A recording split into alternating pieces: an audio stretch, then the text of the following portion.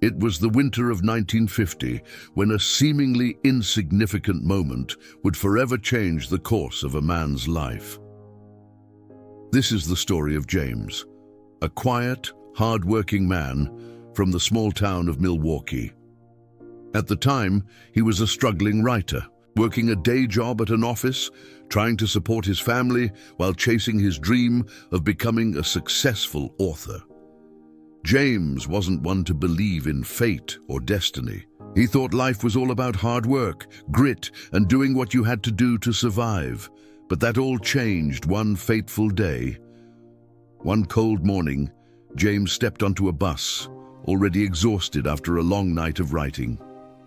As he took his seat, he noticed a woman sitting across from him reading a book. It was a small, quiet interaction, nothing out of the ordinary. Yet something about it felt different to James, the way she looked up and smiled when he glanced her way. He couldn't shake the feeling that he had seen her before. The bus ride felt unusually long, and James began to wonder if his tired mind was playing tricks on him. He decided to strike up a conversation. It turned out the woman, Helen, was an editor for a publishing company. They spoke briefly about their lives, and she shared that she had been looking for new writers to work with. "I'm actually trying to finish a novel," James confessed, hesitating. "But I don't know if it's any good." "Why don't you send it to me?" she offered. "I'd be happy to look at it." James didn't think much of it. After all, he had been rejected countless times before. But he took a chance. A few weeks later, he sent her his manuscript. It wasn't long before he received an invitation to meet the head of the publishing company, a renowned editor in the industry. The meeting went well, and James was offered a publishing deal on the spot. His novel, his first published work, would eventually become a bestseller. James later realized that this chance encounter on the bus was no coincidence. If he had taken a different bus, or sat in a different seat, or not spoken to Helen at all, his entire life would have been different. This was the beginning of James's career as one of America's most beloved writers, James Michener, who went on to write classics like Tales of the South Pacific and Hawaii. Helen, too, was no stranger to synchronicity. The encounter with James had sparked something within her, and she began to believe in the power of chance encounters. It changed her perspective on life, and she went on to discover and nurture many more writers. James' story is a testament to the unpredictable ways in which life can change. A chance encounter on a bus, a simple conversation, and the right opportunity at the right time, everything aligned perfectly. But what if James hadn't been open to that moment? What if he had let fear, doubt, or insecurity keep him from reaching out? James's journey wasn't just about hard work.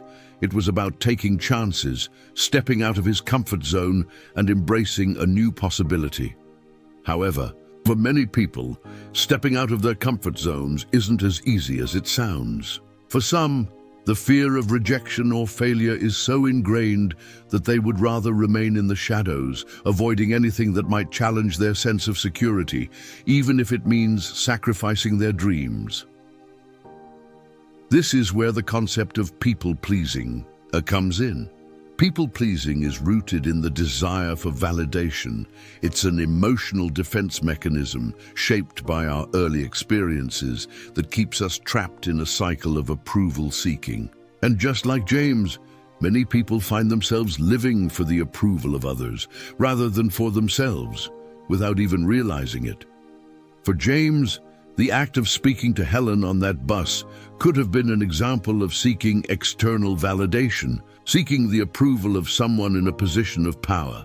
But instead, his willingness to take a chance broke free from that cycle, setting him on a path to success. So, what makes us act this way? Why are so many of us driven by the need to please others and seek their approval, even at the cost of our own happiness or identity? To understand this, we need to look at the origins of people-pleasing and how it starts from a young age. It often begins in childhood, shaped by the dynamics of the family or social environment. As children, we are highly sensitive to the emotional climate around us. If we grow up in an environment where love and approval are conditional, we quickly learn that to get what we want, be it affection, attention, or safety, we must act in ways that please others. This conditioning leads us to believe that our worth is dependent on how well we meet the expectations of others. In essence, people-pleasing is born from the survival instinct. As children, we don't have the tools to understand complex emotional dynamics, so we resort to actions that will bring us comfort, validation, and connection. We make ourselves good, agreeable, and likable in an attempt to avoid conflict or rejection. This is how we learn to navigate the world and protect ourselves emotionally. For some, this becomes a pattern that sticks with them into adulthood.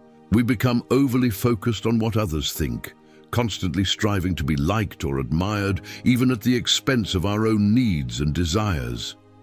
The fear of disapproval becomes a constant companion, influencing our decisions, relationships, and even our careers. You might be wondering, where does this fear come from? The root of it often lies in early childhood experiences, parental relationships, peer interactions, and even the broader social environment. Children who grow up in environments where love and attention are withheld as a form of punishment or control are likely to develop a deep-seated fear of rejection. They quickly learn that if they behave in certain ways, they can avoid emotional pain. This survival mechanism becomes ingrained in the psyche, shaping how they interact with the world as adults. Think about it. As a child, if you were constantly praised for being obedient or praised for keeping the peace, you began to associate your self-worth with these actions. You learned that people who make others happy or comfortable are valued, and that becoming an extension of others' desires is the best way to earn affection. Over time, this becomes a deeply ingrained habit, a pattern that feels impossible to break, even if we want to. However, there is an inherent danger in living this way. People-pleasing might seem like a way to keep things harmonious, but in the long run, it can lead to resentment, frustration, and even a complete loss of personal identity. In an effort to keep others happy, we start to ignore our own needs, desires, and emotions. We start to lose sight of who we really are beneath the constant act of pleasing. But here's where things get interesting. The very behavior we think will protect us can actually hold us back from the things we truly desire. Just like James, who could have let fear and doubt stop him from taking that chance, we can break free from this cycle if we learn how to stop seeking external validation and start trusting our own judgment.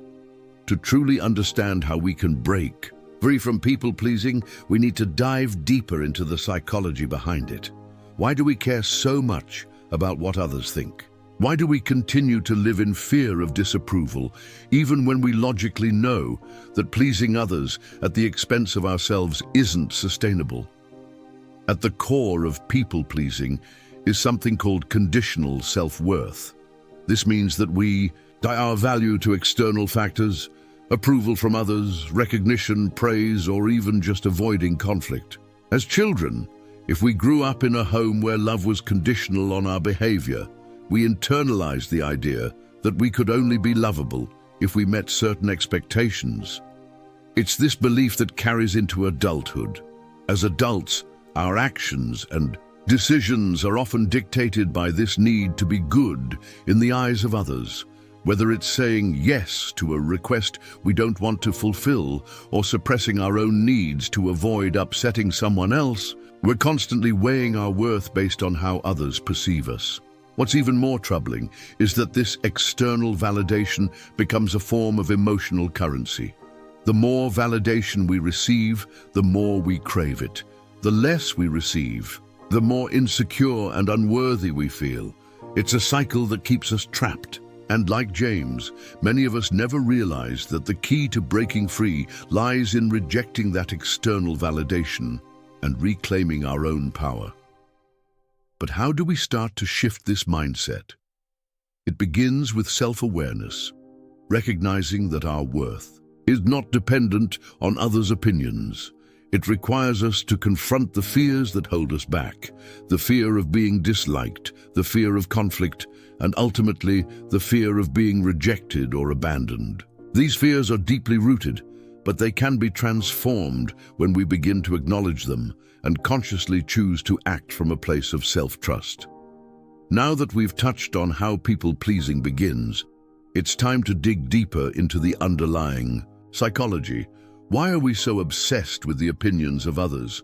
What drives us to bend over backward to please people, even when it's draining and leaves us feeling empty? The answer lies in fear. Fear is the driving force behind people-pleasing behavior. It's the fear of rejection, of being judged, of not being enough. These fears are rooted in our past experiences, but they're often magnified by societal pressures that constantly tell us how we should look, behave, and think. We live in a world that celebrates outward appearances and external validation, which can make it feel like our self-worth is entirely dependent on others' approval. The need for acceptance is wired into our brains from an evolutionary perspective. Early humans who were part of a group had better chances of survival than those who were isolated. Our brains evolved to seek connection, belonging, and social approval because for much of human history, our survival depended on it. In modern society, however, these instincts are often misdirected. We're no longer concerned with literal survival in most cases, but instead, we're constantly seeking emotional survival, trying to ensure we fit in and aren't left out. Tikiki. Trouble comes when this drive for approval becomes disproportionate. Instead of being a healthy desire for connection, it becomes an unhealthy obsession that defines our every move. In James's case, he wasn't consciously trying to gain approval or affection when he met Helen on the bus. Yet his hesitation, his self-doubt, and his nervousness about his own worth were still at play. Those feelings could have kept him from sending her the manuscript at all, especially given the number of rejections he had faced before. But something within him clicked when Helen offered to take a look at his work. It wasn't just the words, she said. It was the realization that he could trust his instincts, that he didn't need to stay in the safe zone of approval seeking. He could take a chance, and so he did. That small act of courage shifted the course of his life. In our own lives, we might not be sending manuscripts to publishing houses, but the principle is the same. We need to trust our own instincts and let go of the obsessive need for approval. The fear of rejection and the insecurity that drives people-pleasing behavior often keeps us stuck in a cycle of inauthenticity, always worried about how we're perceived rather than focusing on who we truly are. So, how do we break the cycle of people-pleasing once we've recognized it? The first step is self-awareness. Recognizing that we are caught in this pattern is the key to changing it. Once we become aware of the ways we seek approval or avoid conflict, to maintain our sense of security, we can start to challenge these behaviors. It's about shifting from a mindset of external validation to one of internal validation. This means learning to value ourselves without needing constant reassurance from others, but this shift isn't always easy. Self-doubt can be a powerful force. For James, the idea of sending his manuscript to Helen wasn't easy. He didn't know if his work was good enough. He didn't know if she'd even be interested. But by stepping out of his comfort zone and trusting that he had something valuable to offer, he opened the door to a future he couldn't have predicted. For many of us, learning to trust ourselves starts with setting boundaries. People pleasers often struggle to say no, fearing it will upset others or lead to conflict. But boundaries are essential for maintaining our mental and emotional health. Saying no doesn't make us bad people. It simply means we are prioritizing our own needs and recognizing that we are worthy of respect just as much as anyone else. Imagine for a moment that you are in a situation where you typically would say yes to avoid conflict. Instead, you choose to say no. It feels uncomfortable at first, doesn't it? But as you hold that boundary, you begin to realize that you can still be loved, respected, and valued, even without sacrificing your own desires. This is where the true power of self-trust comes in. It's about trusting that you know what's best for you, even when it feels hard. It's about trusting that, just like James, taking risks, even small ones, will eventually lead to greater fulfillment and opportunities. One of the most profound changes happens when we stop letting the opinions of others dictate our self-worth. When James realized that meeting Helen on the bus wasn't a coincidence, it wasn't just a personal revelation about his career. It was about realizing that deep down, he had always had the power to make bold decisions and trust in the unfolding of his own life. As we begin to trust ourselves more and more, we move closer to embracing our authentic selves. This is a huge step, because the truth is, people-pleasing keeps us stuck in a version of ourselves that we think others want us to be. We are constantly adjusting, performing, and reshaping ourselves to fit a mold that is often based on others' expectations, not our own. But when we embrace our true selves, when we stop hiding behind the facade of perfection and approval, we begin to experience a freedom that comes from within. We stop holding ourselves to impossible standards and start living from a place of self-compassion and authenticity. James's life story is a perfect example of what happens when we allow ourselves to take risks and trust the journey. That seemingly insignificant moment on the bus led to a career he had only dreamed of. If he had kept hiding behind his fears of rejection, who knows what might have happened? He may have never sent his manuscript to Helen, and his potential might have stayed buried forever. The lesson here is clear. When we trust ourselves, when we stop seeking external validation, we open ourselves up to opportunities that were always within our reach. The power to change our lives doesn't lie in the approval of others. It lies within us. If you think about it, James's encounter on that bus wasn't just a lucky break. It wasn't random at all. It was synchronicity in its purest form, a moment where seemingly unrelated events came together in a way that couldn't be explained by logic alone. But here's the thing, moments like these happen all the time, though we often fail to recognize them for what they truly are. Most of us are conditioned to view the world through a lens of cause and effect.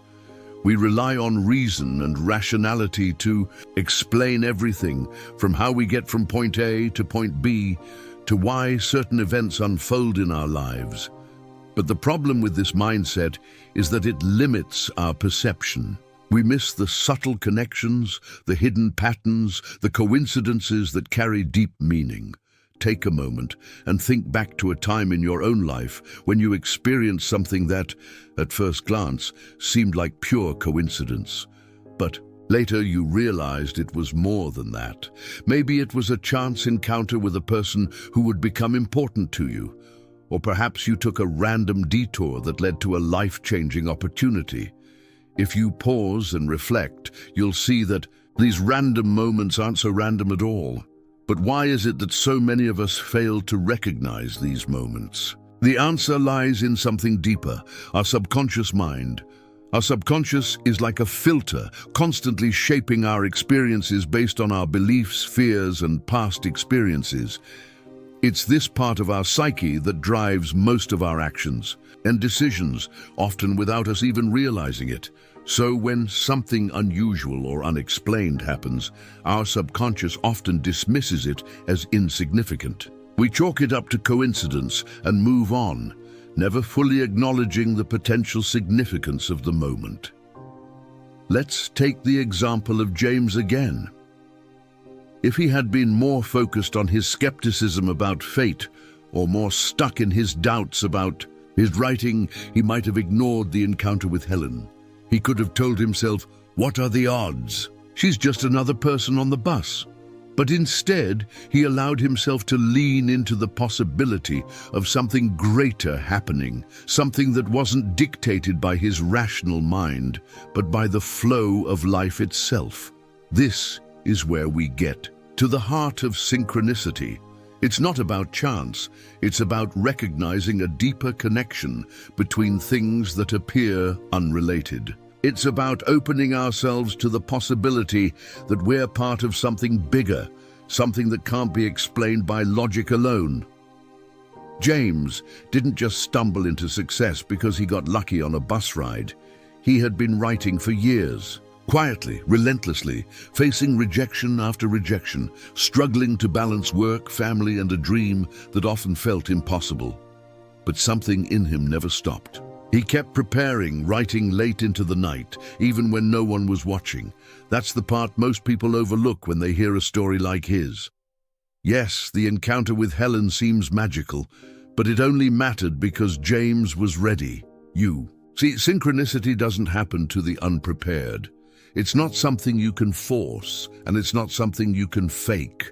It arrives when your inner world, your emotional state, your intention, your quiet persistence, aligns with the outer world. And when that alignment happens, life responds.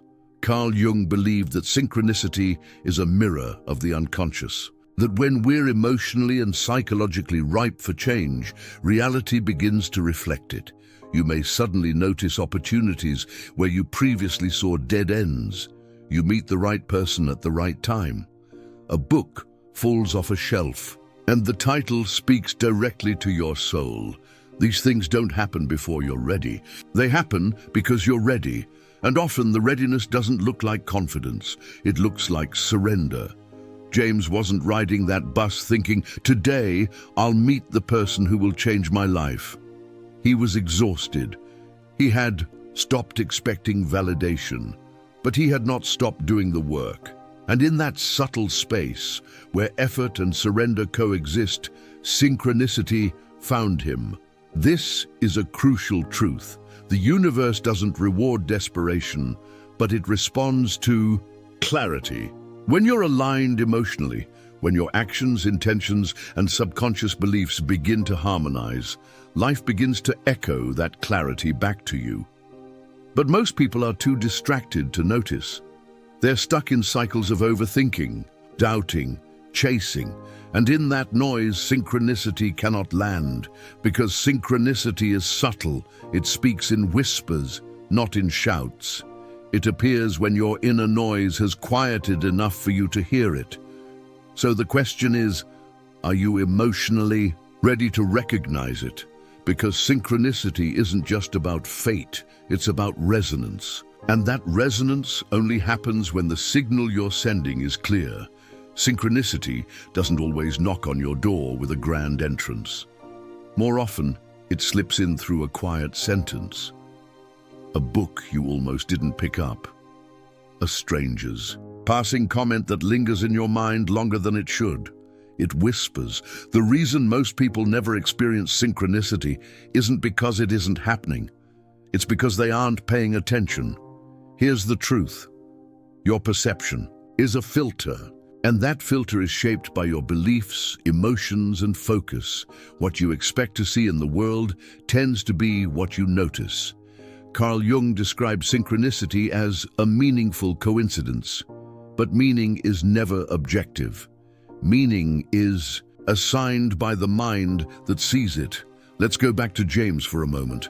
If he had been too buried in self-doubt or cynicism that morning on the bus, if he had dismissed Helen as just another stranger in a forgettable commute, the entire course of his life might have continued unchanged. The opportunity was there, but only because his mind was open enough to see it. This is where synchronicity becomes a practice. You begin to train yourself to notice what most people ignore. Not in a superstitious way, but in a psychologically attuned way. You slow down, you reflect, you ask, why did that moment strike me? Or what is life trying to show me right now? When you live in that space of reflective awareness, synchronicities begin to multiply. Not because life suddenly becomes more magical, but because you become more receptive. You've probably experienced this before, even if you didn't realize it. Thinking about someone and they suddenly call, feeling drawn to a place and meeting someone who changes your perspective. Hearing the same phrase or seeing the same symbol repeatedly, just when you're facing a dilemma. These aren't accidents, they're invitations. Invitations to pay attention, to ask deeper questions, to trust the unseen rhythm of your life. But if your mind is too busy, if your perception is dulled by doubt or distraction, the signs pass you by, not because they weren't there, but because you couldn't see them. So, start here. Notice what you notice. Start treating your environment not just as background noise, but as a conversation. Life is speaking. Patterns are emerging. The question is, are you listening? Think about it. If synchronicity is about meaningful connection, what happens when your inner world is fractured? What happens when your past experiences, especially painful ones, create walls instead of windows? This is the hidden reason why synchronicities often seem to disappear from people's lives. When you carry unhealed emotional wounds, your subconscious builds defenses. These defenses are meant to protect you, but they come at a cost. They narrow your perception. Instead of being open to the world, you become guarded, suspicious, numb.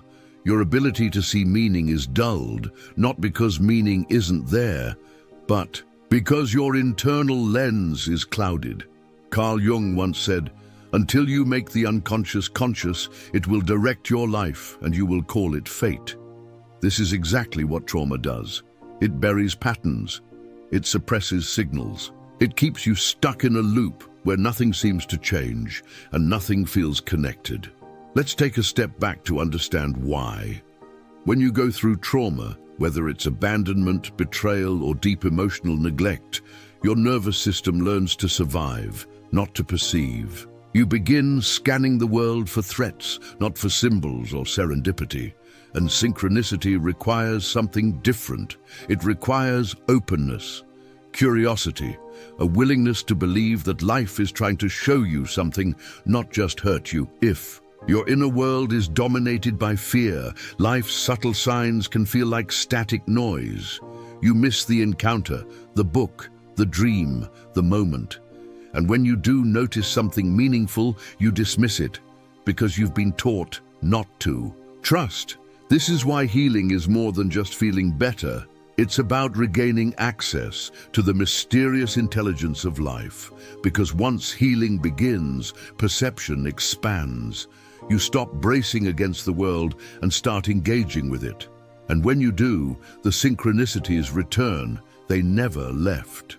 You just weren't able to see them. So ask yourself, what pain have I buried so deeply that it's blinding me? What patterns keep repeating because I haven't made peace with the past? These aren't just therapeutic questions. They're doorways to reconnect with something ancient, subtle, and deeply personal.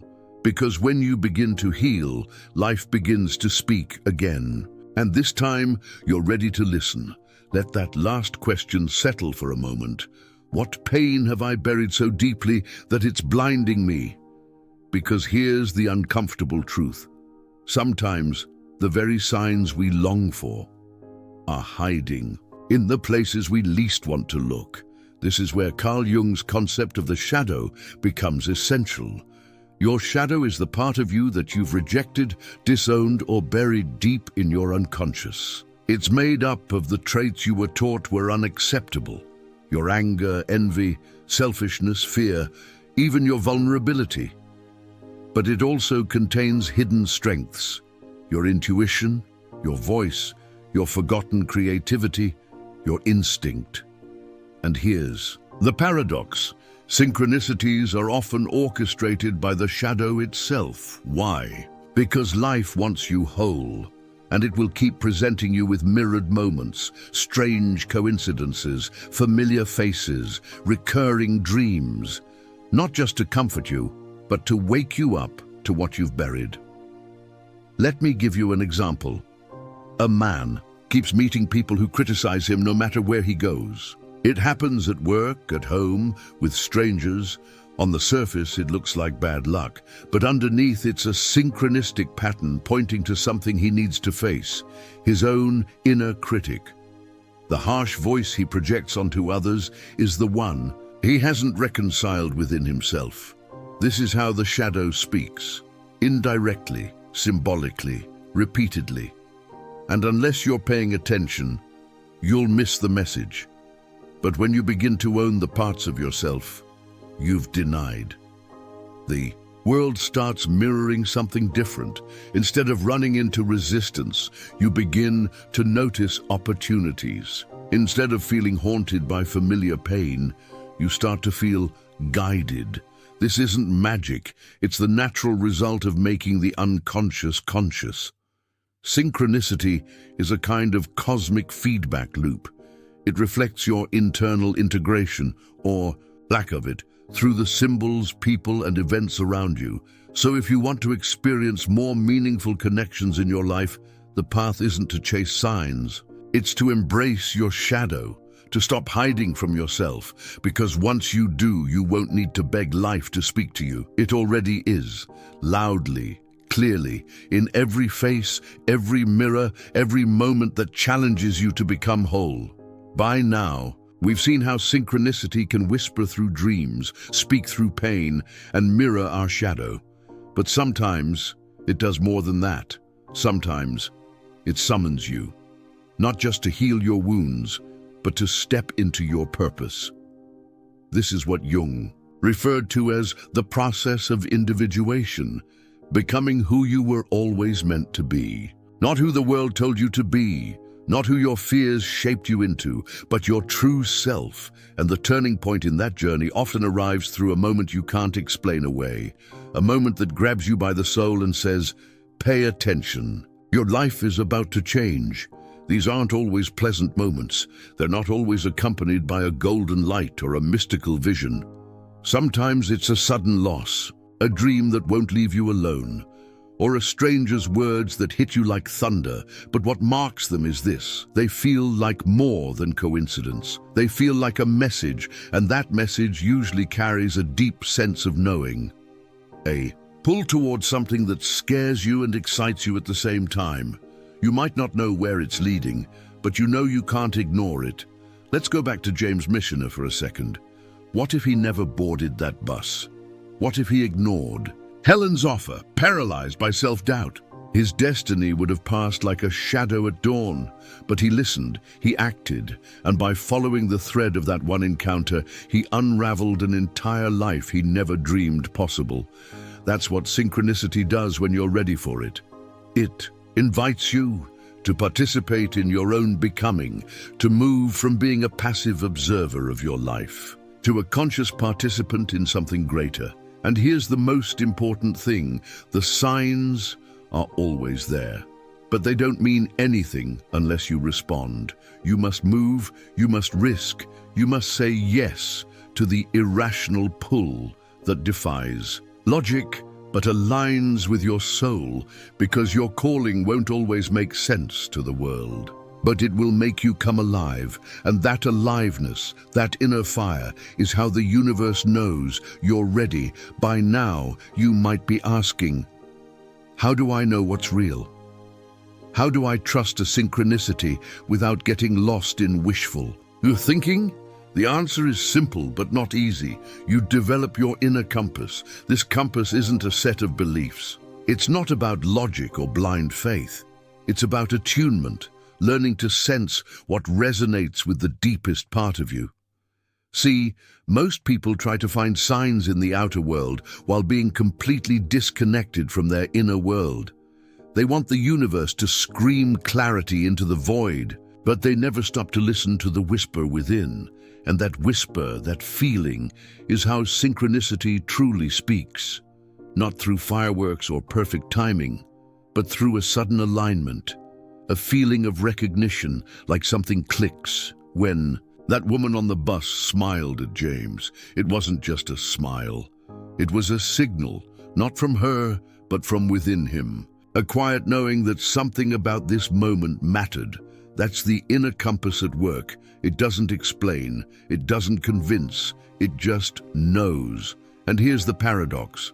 The more you try to force synchronicity, the more it evades you. Because synchronicity isn't about control. It's about coherence between who you are, what you need, and where life is trying to take you. So if you want more meaningful signs, stop chasing them. Instead, start becoming aligned with what matters. Clean your perception, face your fears, tell yourself the truth, say what you mean, do what you say, live with integrity, and suddenly life starts meeting you at that level. It stops being a chaotic noise and starts becoming a dialogue. Synchronicities begin to reflect not just your desires, but your readiness. Because when you're clear on the inside, the outside doesn't need to shout, but there's a shadow side to all this. Because not every coincidence is meaningful, not every sign is divine guidance, and not every feeling of resonance is the universe speaking to you. Sometimes it's just projection, sometimes it's delusion, and this is where many seekers get lost. When we're desperate for meaning, we start to see it everywhere.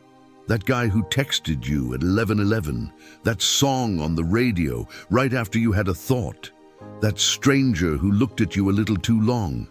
We want to believe it all means something. But here's the hard truth. Synchronicity isn't about wishful thinking. It's not a shortcut to avoid responsibility or bypass uncertainty. It's not a cosmic vending machine that dispenses answers on demand. And when you misuse it, when you cling to every coincidence like it's sacred, you stop growing. You become superstitious.